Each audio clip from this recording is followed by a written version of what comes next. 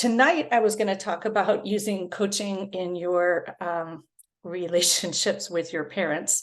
And I will add the word aging parents, since most of our parents are aging to some degree, and they all will if they're not currently aging. And we thought, I thought I would bring up this concept, the part of the concept of caregiving and why it's harder to have aging parents who have health problems when you work in medicine, because it is harder because of a lot of the thought patterns that we have. But also generalize it a bit to relationships with parents, because I love doing a lot of relationship coaching, and I do a lot of relationship coaching on mothers, your mothers. And I apply coaching to my relationship with my mom all the time. And so, as many of you know who have come to these sessions before, I like to start with a little bit of an introduction and some principles, and then open it up if people want coaching or support.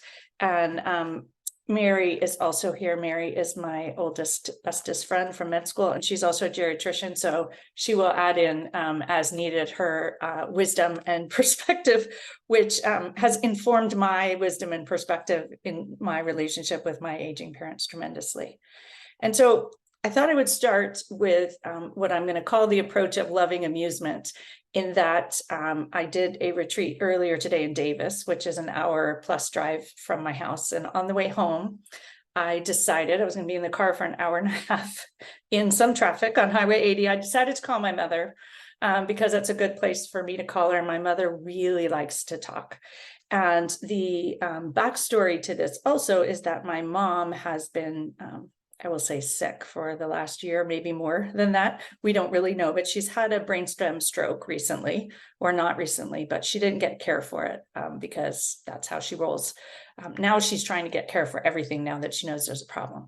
And so for me, having these conversations with my mom, there's always a medical angle, and there's all kinds of other angles that pop up. So I thought I would use my conversation with my mom this afternoon as a way to sort of introduce some of the concepts that I tried hard to practice. And I will say practice, because that's what we talk about in coaching and mindfulness, practicing how you are going to approach these situations. And so I will say that one of the things I did to start was set myself up for success. So I did it after the retreat, not on the way up there.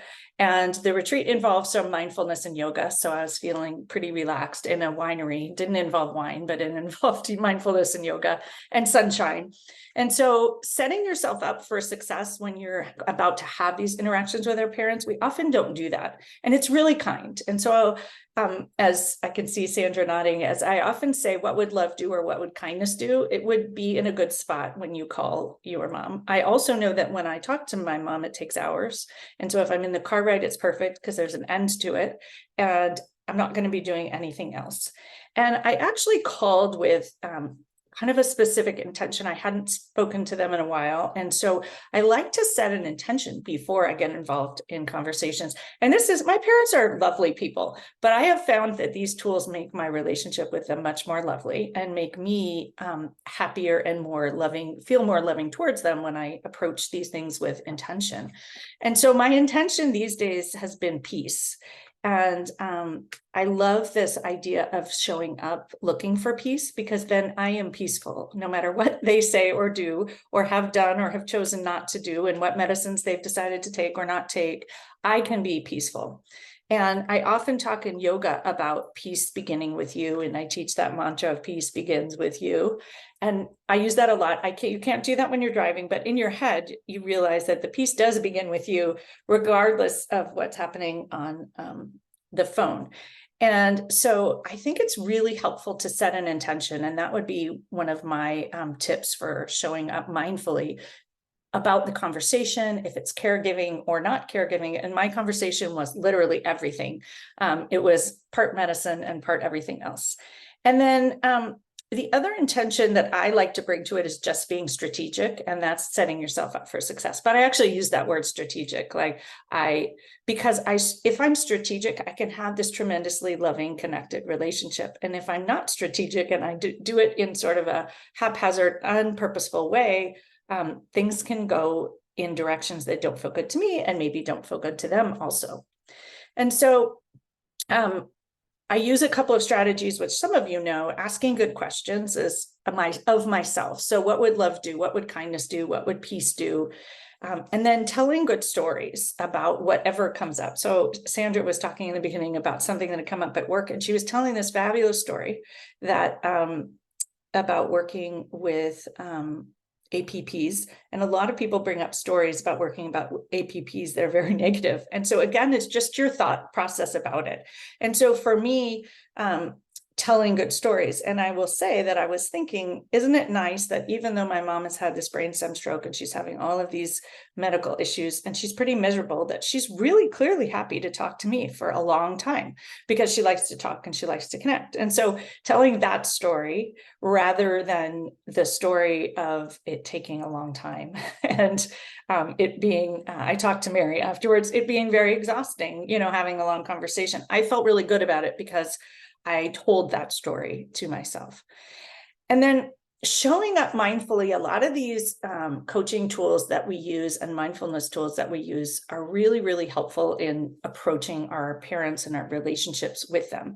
And I think we often think that these relationships just happen and our parents are who they are and we are who we are. But I think for me, when I think about these mindfulness tools, it's super helpful in creating that connection and peace that I am looking for at this point. And I will say my parents are in their 80s. And all of the coaching and mindfulness that I have done, I have realized this is very much out of my control. I'm here as a consultant and very much a consultant because they may or may not listen to me. Sometimes they really want to hear what I have to say and other times they don't. And that's actually kind of what the role of a consultant is.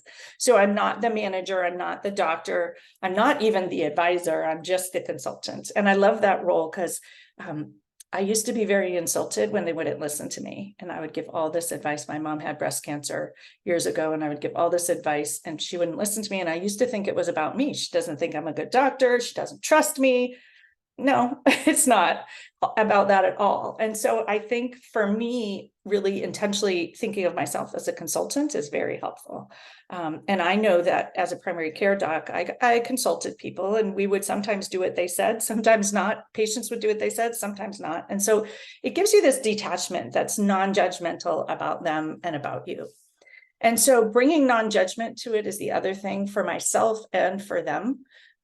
Is really, really helpful. And that's one of the main tenets of mindfulness, that as physicians, we are, and I'd say this hand to heart lovingly, we're very judgmental people of ourselves and everyone else generally. And we have very high standards for ourselves. So we expect other people to meet our standards. And most of the time they don't. And so when we can just touch into that non-judgment, realizing for me that non-judgment is a path to peace. When I'm judging myself and judging others, I am not peaceful. And when I'm not peaceful, I can't have that loving connection that I really would like with my parents, honestly. So a few other things that I brought to it. I am very much in the state now of acceptance and accepting and something is what I like to do. So I accept and allow my mother to be exactly as she is. Sometimes you accept and don't like, say they don't want to go in and get care when they should, or they don't want to take a medicine. But most of the time I find accepting and allowing, I would want them to, and I do want them to accept and allow me to live my life as I want. And so I'm going to do the same for them. And so acceptance is one of these tenets of mindfulness, but when I call it out very specifically, it's very helpful. And I think one of the challenging things as healthcare providers is that we have this knowledge. And so we don't really want to accept and allow. We want to bring the knowledge and we want them to listen, but they may or may not listen. And so for me, that acceptance, rather than the resistance of who they are and how they choose to manage it. And I think this is true with everyone's parents, no matter how lovely they are, and no matter how much we love them, they are separate beings, a little bit like our children. And I'm a pediatrician, but I see it as sort of on both ends of the spectrum that we have to let people be who they are. And that acceptance is very freeing. A few other tenets that I bring are the curiosity. Curiosity helps me get out of all kinds of snarls. I wonder why they made that decision. I wonder why they think that. Sort of all of the I wonders can be really helpful, and or how interesting that they made that decision. And I find that how interesting super helpful for me because it really gets you out of that fix, manage, and control, which we are so connected to as a doctor. We think our job is to control and fix and manage and help. And that may or may not be our parents' agenda. And then loving amusement is the thing that I bring most of in my relationships with my parents, and actually my teenagers and my young adults too. I think that when we can show up loving but amused with however they are and however they choose to show up. My mom, and I say this with total love, she really loves to talk, and she wanted to update me on absolutely everything. And I'm fully updated now, but I have to think about it with loving amusement. And so whether it's about her own medical condition and all the research she's done and all the things she wants to verify and double check with me, or whether it's about her sister or my brother's getting married. So we had a lot of conversation about that.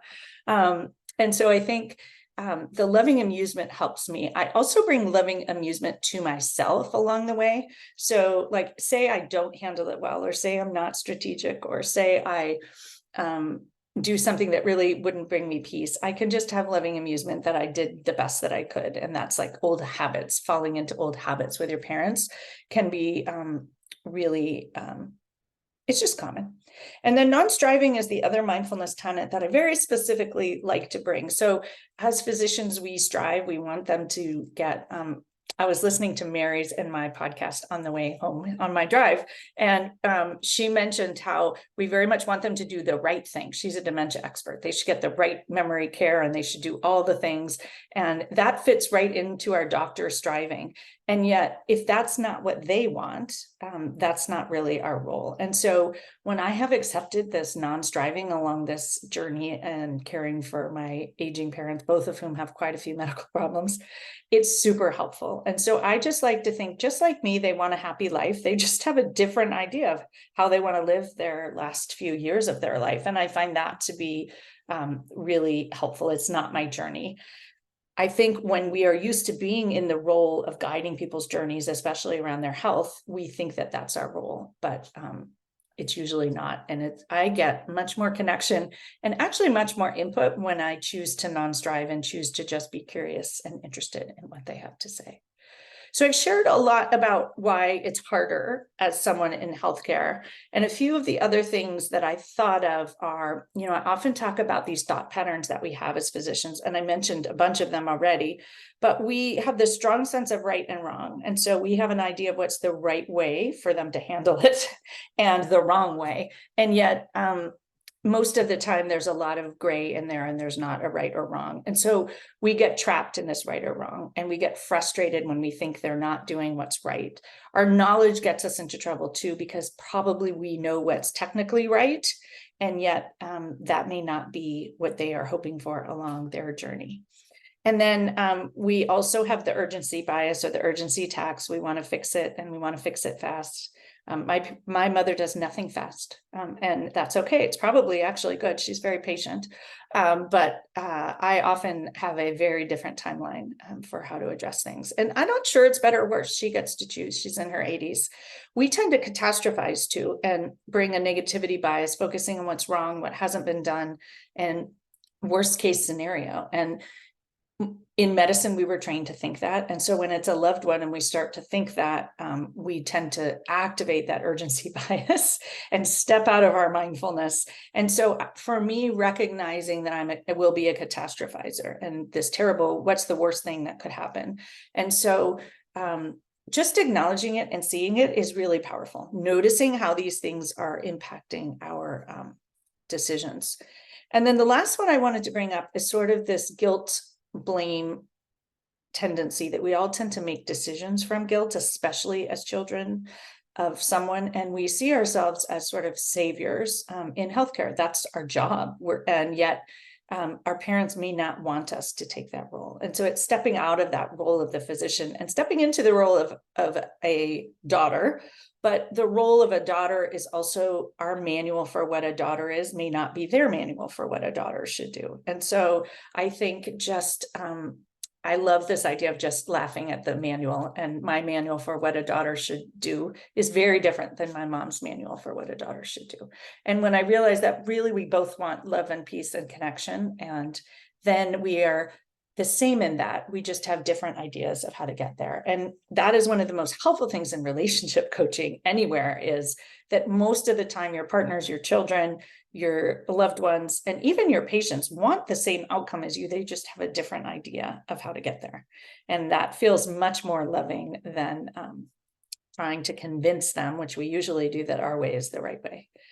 So I have loving amusement for that, because I did that for many years. So I mentioned a number of the mindfulness tools up above, and I think the only other ones that I would mention are just the pausing and breathing. And during this long conversation that I had with my mom, I paused and breathed many times. And I think when you pause and you breathe, you shift your physiology. And so you can then decide to move forward with intention and go back to asking yourself this question: what would peace do? What would love do? What would connection do? And that allows me to really just stop myself and choose who I want to be.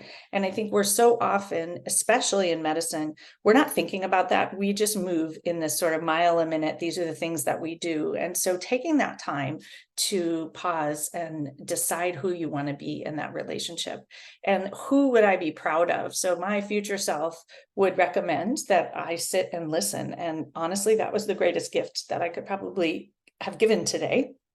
None of my advice was particularly helpful, but my listening was very helpful. And so I actually now feel good about it, that I was a good listener and I was there, and that was helpful for her. And it was helpful for me in the sense that I feel much more connected. And so I think realizing that that's what we both ultimately want. And in the end, that's the person and the version of me that I would be most proud of. And then many of you know hand to heart. And I think when you are dealing with aging parents, and oftentimes really difficult medical situations that don't have clear answers or don't have good answers at all. And in my mom's case, there's really no answer. There's nothing that's going to change it. The hand to heart for yourself and for them, just sort of this acknowledgement that you have a heart, they have a heart, we have this common humanity, and compassion for the fact that each of our human journeys is different, and our ideas about what we want out of those journeys and out of the whatever time we have left together is probably the same, but again, we have very different ideas of how to get there. So those are the thoughts that I thought I would share, all inspired by my phone conversation. I didn't do that on purpose. It just occurred to me that it was after listening to Mary's and my podcast, which I hadn't listened to in a long time. That's what I thought I would do to prepare. And I was like, I should really call my mom. And then all of the things that I wanted to bring up came out there. And so I'm going to open it up. So if anyone has questions or wants coaching, and actually I'm going to give Mary a chance to share anything she wants to share too. But before I do that, I was just going to read I have this beautiful book that I read from in yoga. A lot of you are familiar with it. And it's written by a woman who's taking care of her mom who has dementia. And it's really the inscription at the beginning that I think informs so much of the relationship coaching that I do. And so it is for her mom. And she says, "Little did I know that in the end, you would be one of my greatest teachers. I love how life always gives us what we need most, and life gave me you." And if I think about how to approach all of what happens with our parents as they age, and all of the things that are there, and how we are very different from these people that we love, I feel like this is just the most beautiful thing to think about this part of the journey as teaching you what you need for the rest of your life, and in teaching them. And really, we are what each other needs. I often say on the other end of the spectrum, when I'm doing parenting coaching, that you are the best parent for your kid because you are their parent. And I think we always think we're not the best parent, we're not doing things right. And I think this is true on the other end of the spectrum. Your parents are the best parents for you because they're your parents. And when you can think of it as just learning and growth and teaching, it is a much softer, more pleasant, and more loving experience. Mary, do you want to share anything? Share your wisdom? Yeah, that was amazing, Jess. I think you kind of did that.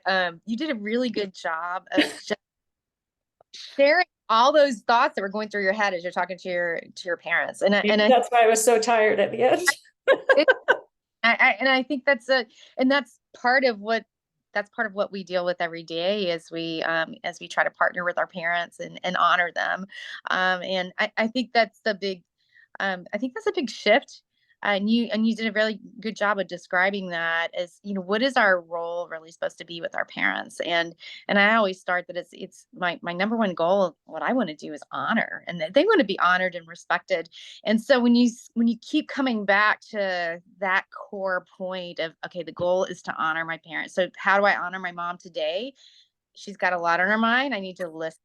And I like the other thing that I really liked, which you talked about, is as I'm listening, she's likely going to push some of my buttons, because that's what moms and daughters do.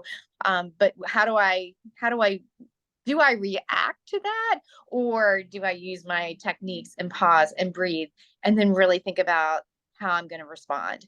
And maybe there is no response. Maybe my goal is just to keep my mouth shut and just listening to this. I thought that was just a beautiful way. You did a great job of just spilling really everything that's going through. The other thing that I really look at, I think for me, as my guiding principles is, the serenity prayer. That's one that always sticks to me. Grant me the serenity to accept the things I cannot change, courage to change those things I can, and wisdom to know the difference. And the challenge there is, what am I supposed to be in this moment? Am I supposed to be wise, serene, or courageous? And that kind of helps me too. Like, okay, in this, what's being discussed right now, what I really need to be is serene and maybe accepting. And so those are all great tools, Jess. Oh, I like that. Actually, serene is accepting. It's funny. You can just replace some of the words. Thoughtful, wise would be intentional.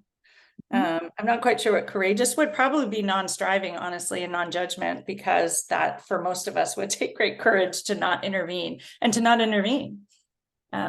So I love that in all different backgrounds, I think there's many of the same messages come, whether it's the Buddhists and the mindfulness or, other religious backgrounds. I think that long-time wisdom, which is something that we often step out of, we step into our medical knowledge rather than stepping back into the hundreds of years of cultural ideas. The other piece actually I didn't bring up is I think that the world is so different now too. And so we have these different expectations. We often don't live with our parents anymore. And so I think that how we handle this in the 2020s is very different than how we handled it into the 2000s and probably the 1980s as well. And the expectations are different. And so just having an idea of what your expectations are. And that's where I think the intention piece. And I will often say that generally for all relationships, I think choosing an intention beforehand is really key, because that's your guiding light and your guiding principle. And so, and making it a feeling is really helpful, not an outcome, because if you make it an outcome, I think it's problematic. How's that? So does anyone have questions, comments, thoughts? I do. Yeah. And I was so happy to get your email, because that's what I've been struggling with literally the past 4 days. Okay, And perfect. no, seriously, like this was like God sent. And I'm so I have a widower father, 83, in Southern California. And I'm here on the East Coast. He got into a car accident like exactly 4 weeks ago. He's found not to be at fault, but total loss. And I'm having to help him navigate, get a new replacement car and all this. And I realized he has aged a lot more than I thought. I thought he was a lot more independent, but his short-term memory comes and goes, but still what I would consider to be really with the program and being able to live independently. And so Mary, and you just talked about like outcome. I've been driven by that because I feel like I am responsible for him Mm. physically and financially, and helping him navigate through all this, lawyers, insurance. So I'm trying to help him set up so that he doesn't fall into the trap again. And that way I'm not stuck cleaning up. I hate to say it like that. Mm-hmm. And so when I give helpful suggestions, you know what I'm going to say next. Mm-hmm. It does not go well. And, and my dad is definitely someone who definitely, great man, knows right and wrong, great, citizen, but definitely, hey, I think this is the way. For instance, we say, hey, can you not drive? And he drove at nighttime to bring us something while we were in Southern California. I'm like, this was definitely not needed to come over at nighttime. He's like, well, I thought so.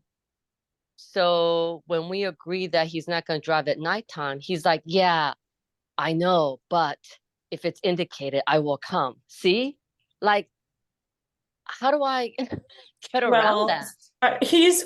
my thought is he's not in your control. He sounds still, at least for now, unless it's deemed that he can't make good decisions. He's just not making the decisions you would make.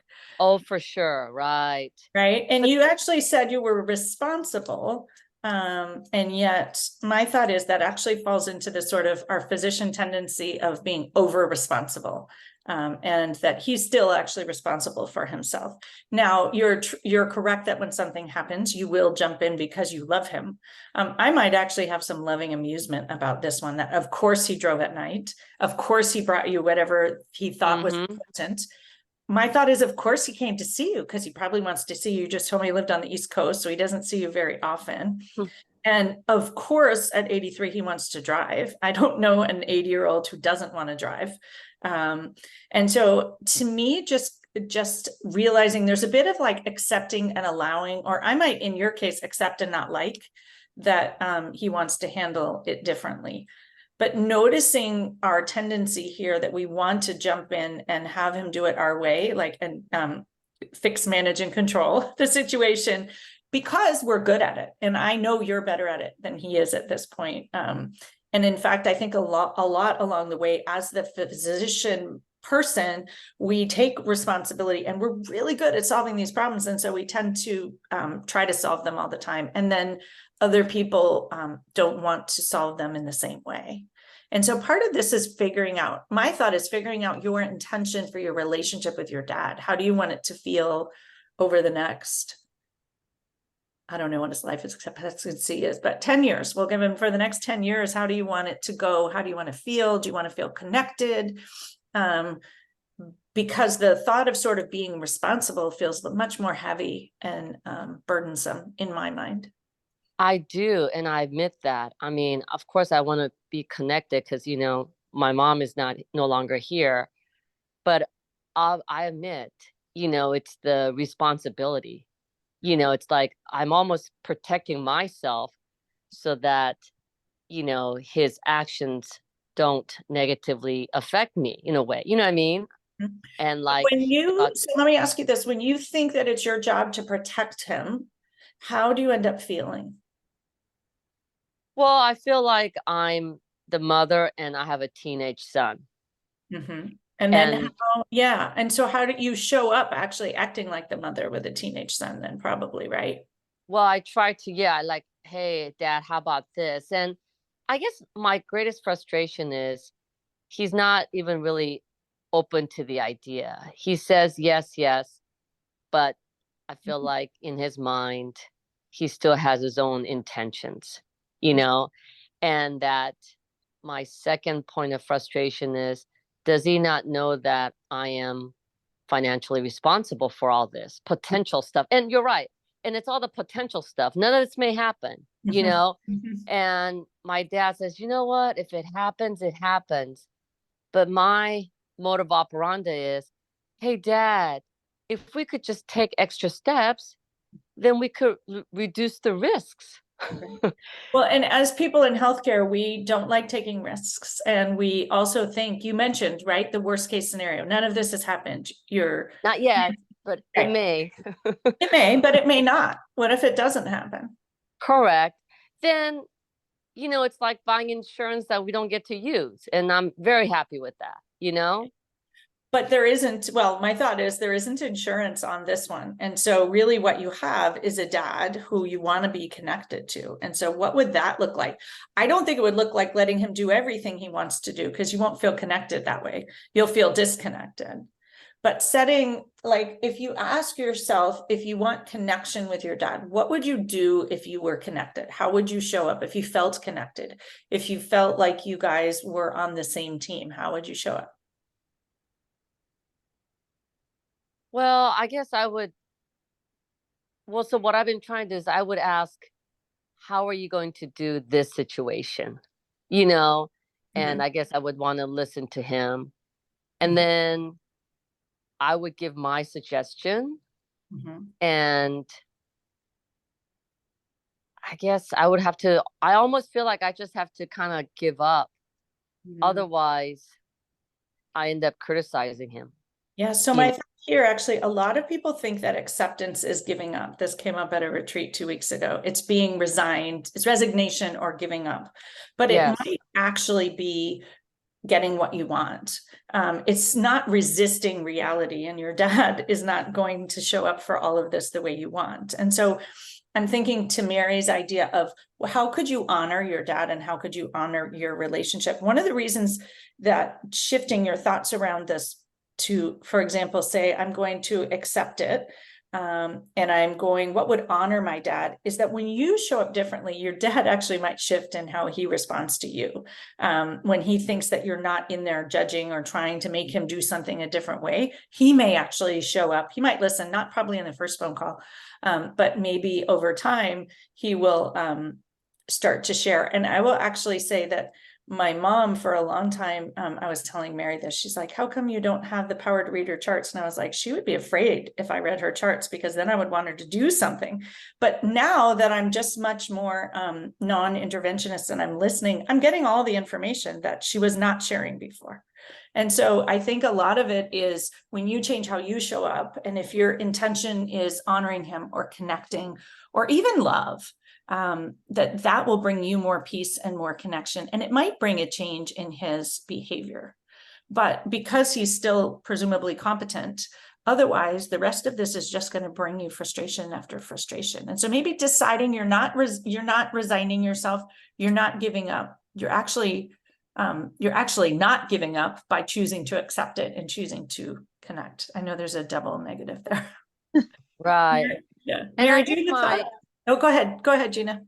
I guess my regret is not regret, but it's like my wish is that, can he understand my side of the view?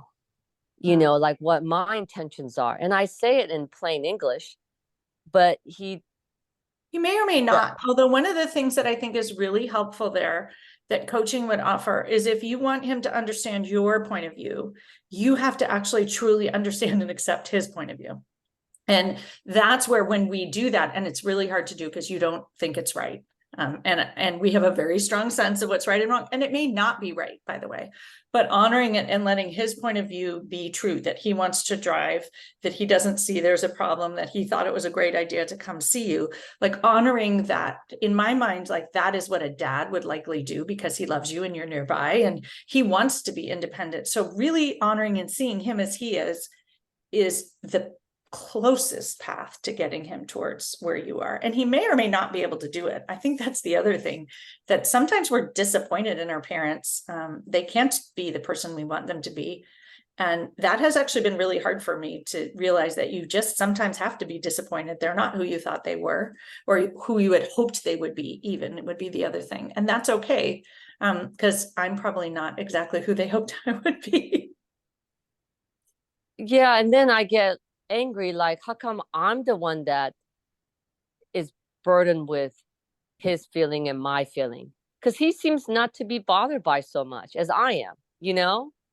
But then my thought there is that you're choosing to be burdened. right? You're taking it on. You're saying he doesn't necessarily care if you take it on, but in your mind, that's what a good daughter would do. And I'm not saying you shouldn't do it, but the fact that you feel burdened means that you're taking it on with that energy. And so if you were doing it because, I would just change the language. You're doing it because you want to, because you don't have to, right? Otherwise you're coming from guilt, which makes you feel burdened. But I'm assuming you want to help your dad and you want to support him to the best of your ability, because you may be over giving here if you're feeling super burdened. Yeah. I mean, I don't know how one would not feel like they have to, because you're their daughter, because we love our family, you know what I mean? So I would And change the word have to want, excuse me, want to, because you are a mhm. daughter and you actually do want to, because you feel like that's what a daughter should do or a good daughter would do. Right. And then I say, well, why can't a good dad do the same? And, realize that I'm in pain and Yeah. um, But I think doing some real work on your mindset here, because he may or may not be able to appreciate that you're in pain, but your thoughts about all this are making what is already hard. And I don't want to negate that, like caring for older parents who are on their own plan is hard, but we have these thought patterns and stories that we tell that make it harder. yeah. That's where your shift can come, not in changing him and not in changing his decisions, but in how you're deciding the story you're deciding to tell. Because I would say you want to help because that's important to you as a daughter, and you would be proud 5 years from now, if he's passed away, that you helped. And I might even employ that strategy, which is ask the version of you 5 years from now how you wish you'd showed up for your dad and his driving shenanigans now. I'm going to call it that. I don't know if he's safe or not safe. I know, and I've heard Mary say this, sometimes you have to call the DMV and have them determine if they're not safe, but taking it out of your hands, because that's not necessarily your role as a daughter. Mary, do you have any thoughts? I feel like you have wisdom. I can see it on your face. Exactly. Well, first I'll just say the driving is one of the probably the most hardest thing you have to deal with as a geriatric physician talking to patients, much less for your own parents. And I echo hearing about your dad. My dad was very similar, where he actually lived in the retirement community where I had my medical practice. And he was very proud of the fact that everybody would talk about what Dr. Mary said to do, or, not to drive after dark. And he would say, yeah, they all said that, but guess what? Dr. Mary's not my doctor. And so, so I think some of this you do have to have that amusement with, of what you can control and what you can't control. And you're across the country, so you cannot control whether he chooses to drive at a time that's not safe. But I think coming at it from a place of seeking to understand first, just echoing what Jess said, because he was just in a car accident. He has to be frightened to some degree, and he may be a tough guy. He's not going to admit that he's feeling that, but approaching it, maybe from just recognizing that may be what he's feeling, and approaching it that way. My dad never responded well to me telling him what I thought he should do. And so more being kind of sharing concern and how you feel. And I think, Jess, you can say what you think about this, but sharing honestly what you're feeling. I miss you, Dad. I'm across the country. I was frightened when this happened. And that sort of decompresses the emotion that he may be thinking you're coming here to really set down ground rules and kind of have it ready for a fight. And if you approach it from what you're feeling and experiencing, he may be able to see things more from your perspective. And it also gives him a chance to open up and say what he may be feeling, if he's able to. And he may or may not be able to. And he may or may not be able to. But I think I think if you come at it as a place of, this is just where I am, Dad, you'll kind of decompress and not come at it so much as a place from guilt or anger. I love that idea of coming from love, because people feel it when you're coming from this place of love. I love you and I don't want anything bad to happen to you, not your brain, which is it. This is also true. So this is the option of choosing different thoughts. So choosing the thought that you love him and you don't want anything bad to happen to him versus I'll have to clean it up when it does. That brings a different energy to the conversation. And I think even if we think we do an amazing job by not telling them that, I think our energy is always present. And so helping you figure out like, how do you want to approach this with your dad? And I'm assuming you want to come from a loving space. Oh yeah. And I guess, that's what I gotta channel my energy. I mean, even though that's deep inside, that doesn't come out first. My surface of, gotta tackle this, have a situation, that kind of. Well, that's our doctor mindset, right? It's a problem to be solved. And we have the urgency bias, and we tend to be reactive. And I say that with kindness because we were trained to be reactive, and we are all in sympathomimetic storm, always fight or flight, always reactive. And so that is one of the reasons why mindfulness is so helpful, because you can upregulate your parasympathetic nervous system. So it helps you. It's like your special secret sauce on the back end to help you bring the love up first, pause long enough to let the love bubble up before you respond. Gotcha. Thank you so much. You're welcome. What a blessing. We wish you luck, and we'll try to stay off the road when you're done driving. Yeah.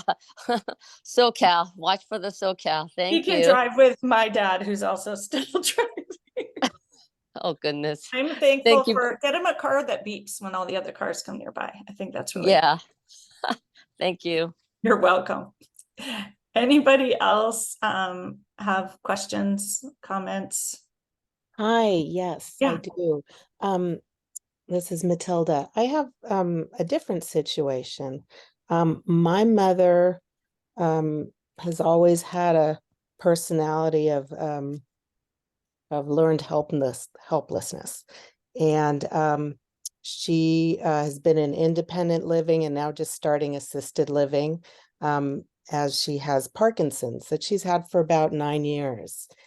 And it's gotten to the point where I am having to be so involved in every aspect of her life on a daily basis, getting calls when I'm at work, seeing patients. And I'm having, the realization that I need to set some limits and boundaries, but it's really difficult. And, it's a lot of what you're saying resonates, that problem solving, fix it mentality. And yes, I'd love to hand things over to other people. Well, part of it is I'm the only child that lives locally.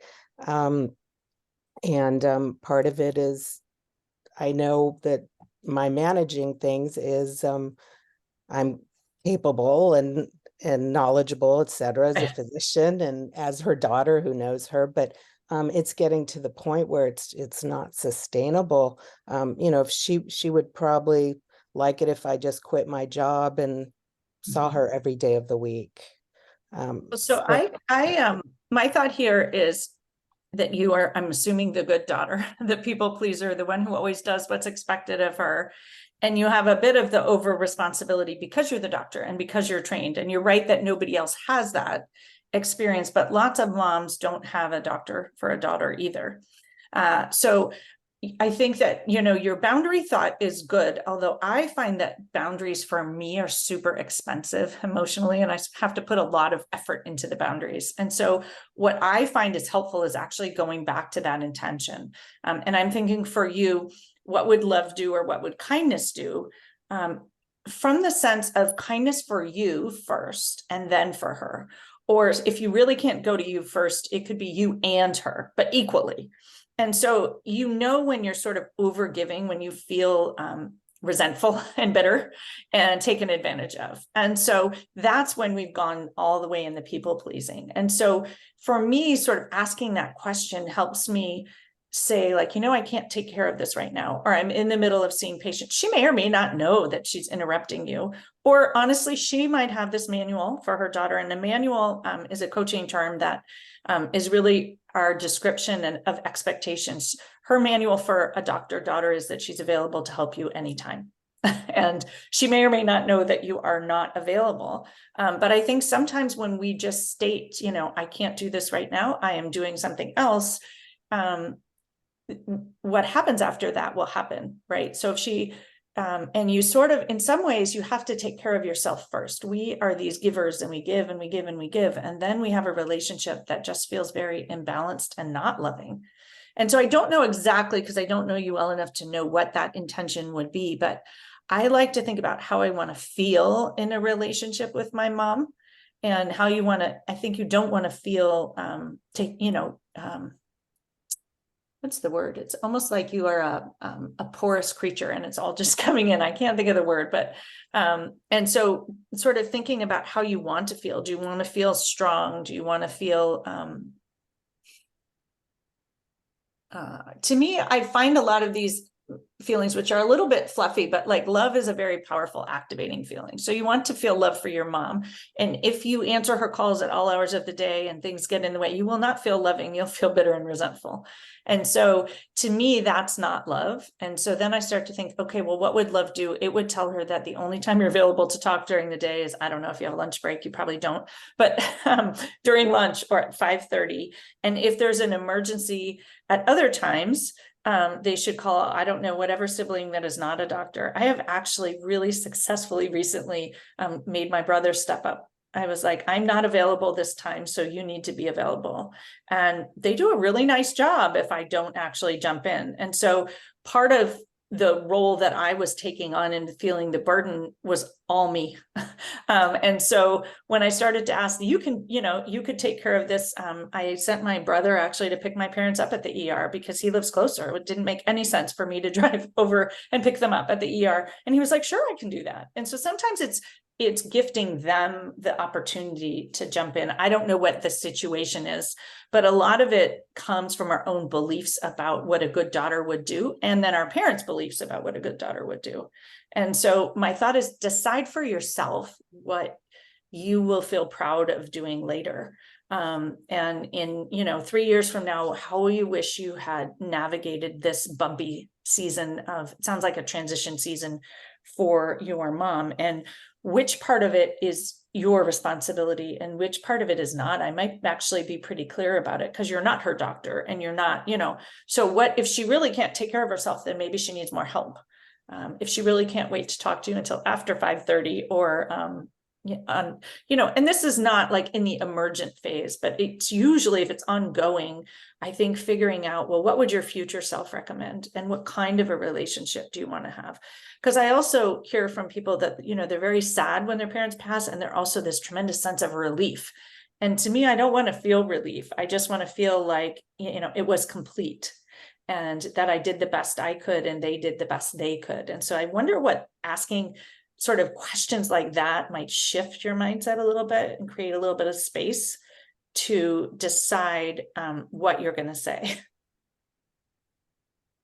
Yeah, I think that the other thing too, especially in a transition like this, is figuring out if there's certain triggers for your mom that's making her pick up the phone and call you, and really, on a pragmatic point of view, is sharing how you're feeling with the team that's caring for her, too, because it may be that they're not relying on she's not going to the team, and she's just picking up the phone and calling you.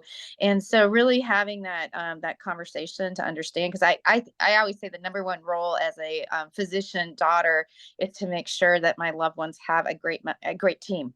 And you're exactly right, Jess. If when we step back and really delegate, or not even delegate, just allow other team members to do what they do and do their part, that some of this, these kind of behaviors and kind of calling out a turn, disappears, because the needs are being met, and they don't all have to be met by me.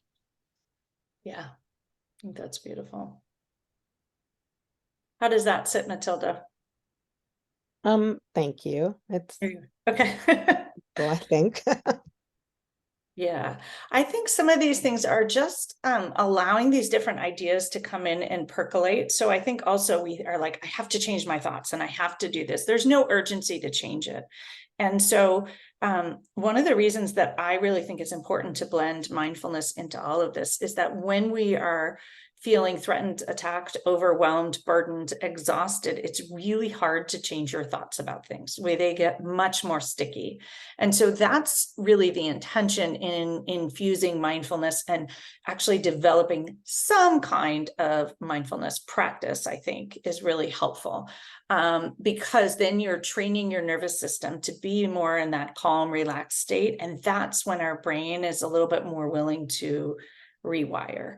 And so I think a lot of this is being comfortable and feeling safe, stepping back and being comfortable and feeling safe, sort of not, and I say this with love, not micromanaging and not stepping in and letting, because as much as we are all physicians, and I will say nothing that even in this session is medical advice, it's really about letting the doctors who are caring for her be the doctors who are caring for her and letting them make the decisions. And often it's those people that decide if they drive. It's those people that decide if they need a higher level of care. And I think we take that on as our responsibility as the child. And really our responsibility is to say what we think and share what we think. And then they get to make their own decision. And that's one of the concepts in relationship coaching that is really hard for physicians, because we are used to trying to convince people to think like us and do what we recommend. And so we do that with our loved ones in lots of different settings.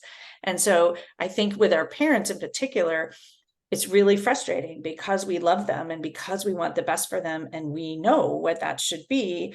And or we also know that we can't keep doing this, but we don't know how to sort of extricate ourselves. So hopefully that is helpful.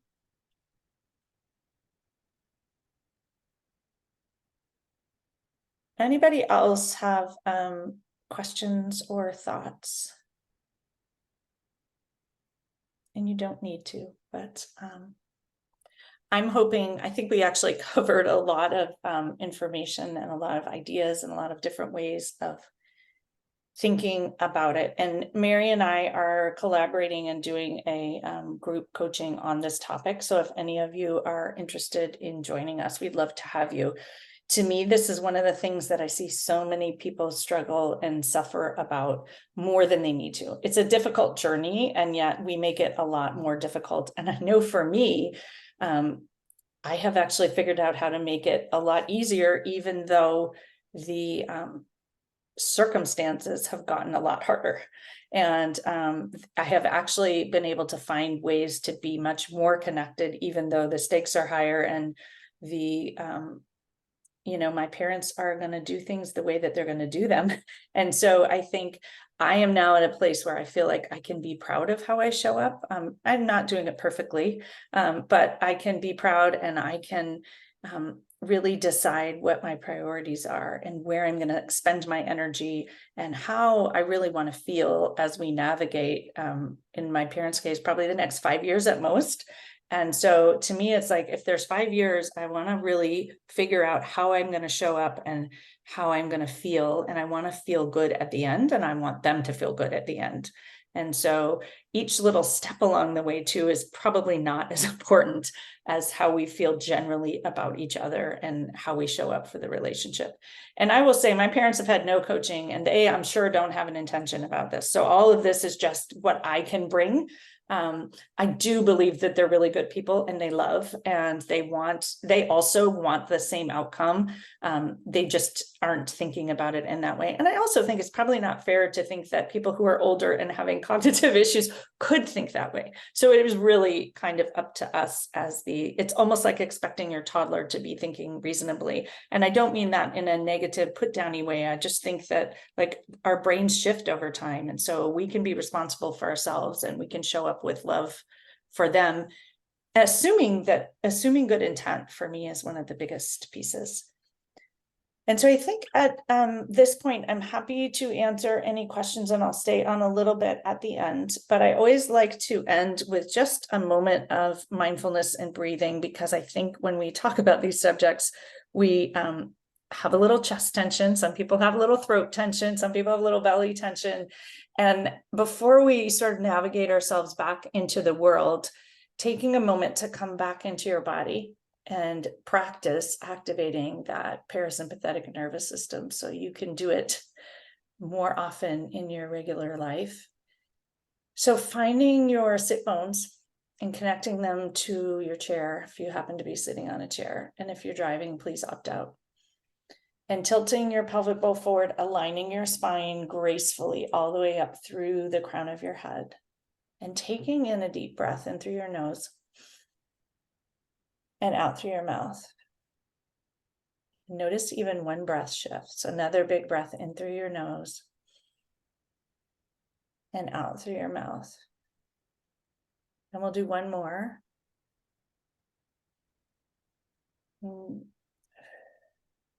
And notice the impact of just 3 breaths. And I invite you to practice hand to heart also. So bringing your left hand over your heart, the heel of your hand is right on the heart space, and your right hand is atop. So hand to hand, hand to heart. And just checking in with that heart. When we relate with our parents, we often flip back into that childhood space where we felt a little more out of control and a little more frustrated and a little unsure. And so connecting with your heart space, that this is a challenging journey. It's a bumpy journey, but it's also a journey of love and caring and connection. Connecting with hope and the idea that it could be a beautiful journey. It could turn out better than you expect.